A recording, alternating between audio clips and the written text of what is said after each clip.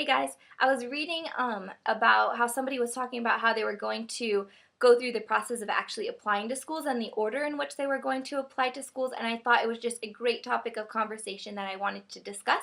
So basically what I did in terms of the order in which I applied to schools and what I would recommend doing is I would recommend applying to a few rolling schools, then a few regular admission deadline schools, and then if you can any later admission deadline schools. And the reason I'm saying that and the reason I recommend that is because hopefully if you apply early enough with your rolling schools and they're on the ball, you'll hear back from them before you get too far along in the process with your regular deadline schools and especially with your later deadline schools. And the nice thing about that is, one, you can find out if you got accepted anywhere, so it can take off a lot of pressure.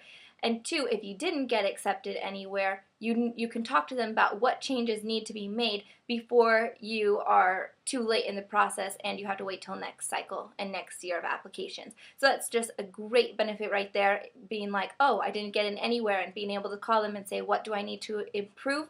And then improving that before all the admissions deadlines are over for all the schools. So that's a really great thing. The nice thing also is that if you get into a couple rolling schools and you aren't as interested in your later deadline schools, you can just decide you don't want to spend the money on the interview costs or even on application fees because you already are in somewhere that you want to be in. So it can save you money as well. I know for me, because I had heard back from some of my rolling schools before I even interviewed at some of my other schools, and I knew I was in, I felt way more confident going to the interview, and I felt like a lot of the pressure was off and that I could just kind of enjoy the process and enjoy looking at the school and kind of look and see, is this school something I really want to go to, as opposed to feeling really overwhelmed about whether or not I would just be admitted. So I would totally recommend kind of doing that, doing some rolling schools, some regular admission, some later admission, so that hopefully just so that you kind of can feel out where you are with schools.